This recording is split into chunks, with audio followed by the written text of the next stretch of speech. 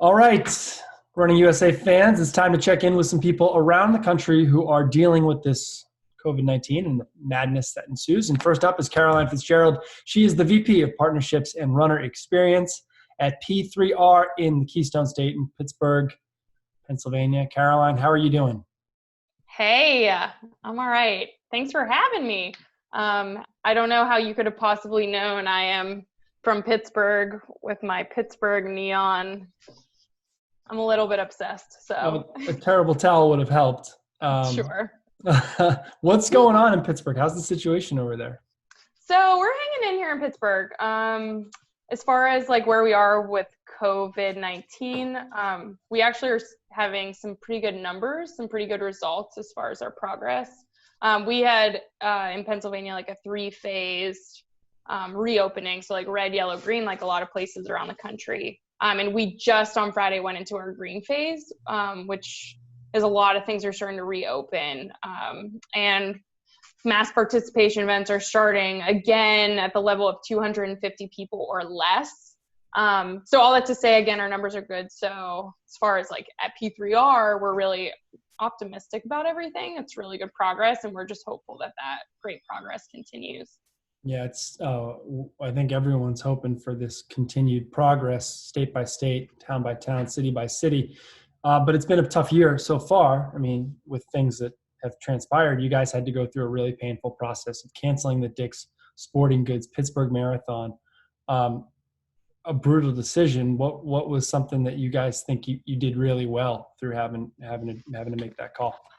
Yeah, I'll first say, yes, it was brutal. I think that's, oh my gosh, we all experience this. We work on these events all year long for years and years and years, and we piece them together, and they're our beautiful masterpieces. And then you don't even consider a cancellation, and then a cancellation happens, and you just start to take that apart little by little, and it's just gut wrenching. So that was definitely for me personally the toughest time I've ever had in this industry or P3R. But that was quickly, I have to say, followed with the moment that I'm most proud of for being a part of P3R. And it was seeing how our team, we grieved for like a moment, but then it was like, let's get to action. Let's start taking care of people. So let's start taking care of our runners. Let's start taking care of our stakeholders. And for me, and my role is let's start taking care of our partners who, like Dick's Sporting Goods, have been with us for so long. So we immediately snapped into action. And I was, as far as something we did well, I was just so proud of how our team really stepped up. And from a partnership side of thing, me and my team, we got on the phone. We were on the phone with every single one of our partners, I think for 10 hours straight, letting everybody know, because the last thing that we wanted was for any of our partners to hear about our cancellation via an Instagram post or a tweet. Right. Like, we truly see our sponsors, we use this vernacular, as true partners that help us build these events. So we wanted to communicate with them and tell them and have them hear from us and talk through everything with them. So I think the two biggest things I was proud of was the way that our team so wonderfully reacted, and the communication plans that we put in place to, again, take care of everybody who is one of our partners or stakeholders or runners. So many different groups, though. There's people who contribute their services. There's cash paying sponsors. There's a whole host of volunteers and folks who on the municipality side who help with things. I mean, did you guys have a approach where like different people communicated to different groups, right? Like you manage the sponsors and contributors, I'm imagining, right? Yep. And it was just kind of a divide and conquer. And Pittsburgh is such a collaborative and such a proud city. So many people come together to make the Dick's Sporting Goods Pittsburgh Marathon happen every year. So we just got to work and started calling, and were as thoughtful as we could with delivering that information. So yeah, good. Well, you guys got to work right away. You created a number of courses where people could run in this thing virtually, in a virtual edition of the race. The website is remarkably well versed with every detail you might want. How was the virtual approach received? Yeah, it was received. Oh, it was overwhelmingly positively received. And you're talking about the website. Shout out to our communications team. Thought through every single question because people had a lot of questions, and we wanted to answer them. So really went through that. You mentioned this. So one thing that we set out to do was provide some options of courses for people to run, because we knew that would be a big question. Like, where am I going to do this? How am I going to go out and run 26.2 miles? Like, is there a 13.1 mile loop in my neighborhood? Probably not. And we know how hard it is for people to train for one of our races and then just show up and follow the person in front of them and follow the course. So we worked really hard to take that stress and that task out of people's hands and give them some options for courses they could run in their neighborhood. So our operations team, who is the team that puts together our courses for race day, all of our routes, they came up with routes in different neighborhoods across the whole city. So people could go out and if they lived in the north, the southeast, the west, there would be different options at different distances for them to run closer to home. And one thing we found that was really fun. So our operations went and put signs along those courses. So we were able to kind of encourage people to run those courses.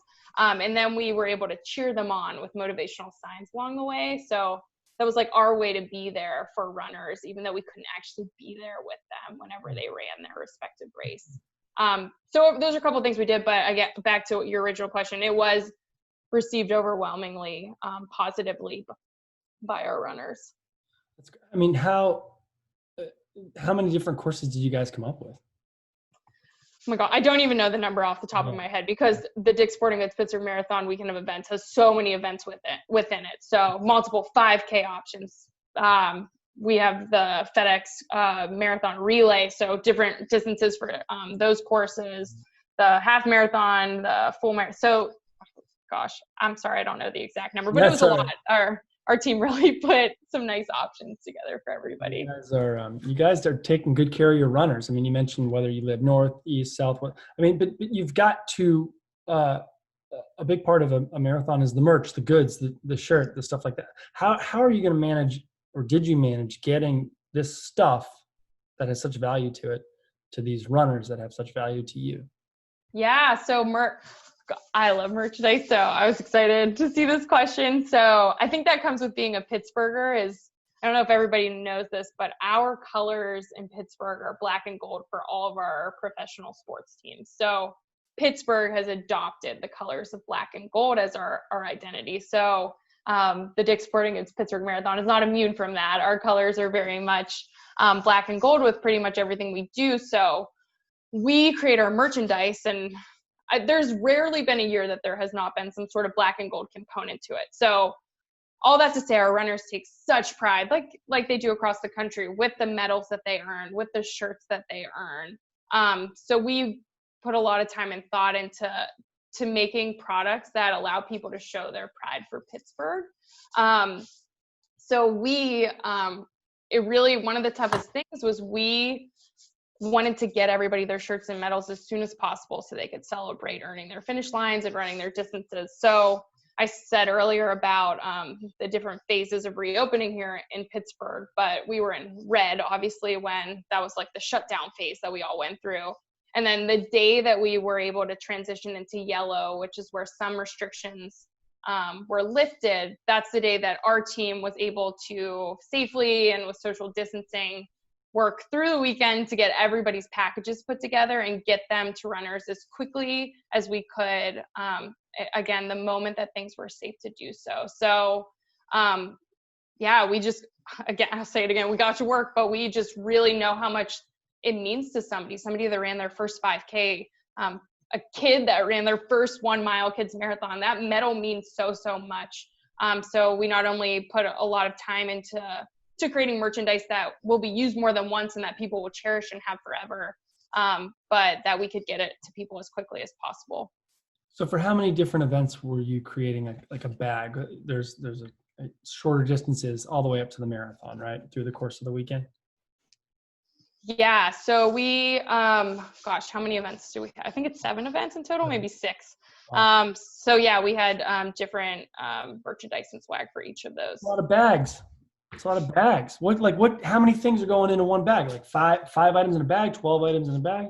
Well, so actually, TK, as part of so we launched a big topic of discussion last year at the Running USA conference was the sustainability initiative across our industry. So Yeah. that's something that we adopted at P3R this past year. So we shifted actually away from doing like robust goodie bags. Yeah. And this year, what we gave to all of our participants that ran the full, the half, and the marathon relay was a pair of custom knock-around running sunglasses, because we wanted to get one item in everybody's hands that would again be used more than once, be used multiple times for many, many years, instead of items that maybe were used once or twice and then disposed of. So that was our real swag and merchandise strategy this year, and that's what we're hopeful we can do moving forward. And and t-shirts and medals, like, is that part of that, or is that? Yeah, t-shirts and medals, yeah. Good. And then a couple special items for the kids. All right. Never hurts. Keep the kids happy. You've been an active player at the Running USA conference. You mentioned the last couple of years. That's where we met.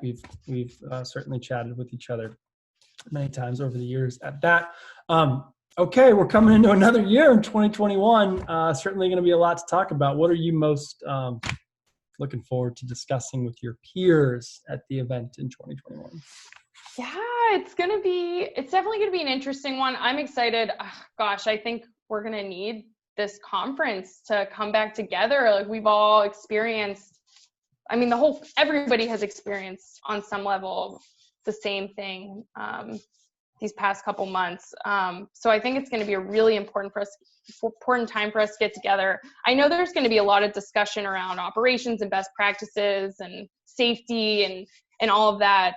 But I'll say the thing that I am most excited to talk to my peers in the industry about is what I consider to be kind of the silver lining in all of this, which is that there are more people running right now. We have new people out there putting on running shoes, maybe for the first time, and maybe they ran occasionally before, but now they're running more because it's one of, if not the only option that people have these days in order to move and get active. So there's going to be this cohort of people, this new audience for us that we can bring to our start lines. And I'm excited to brainstorm and talk about ways that we can bring those people to our events in the future. Yeah, great. Well, I'm looking forward to that and certainly seeing you then, if not sooner. Caroline Fitzgerald, VP of Partnerships and Runner Experience, thank you very much for joining us from Pittsburgh today. Yes, thank you, TK. Thanks, Running USA. I can't wait to see everybody again soon.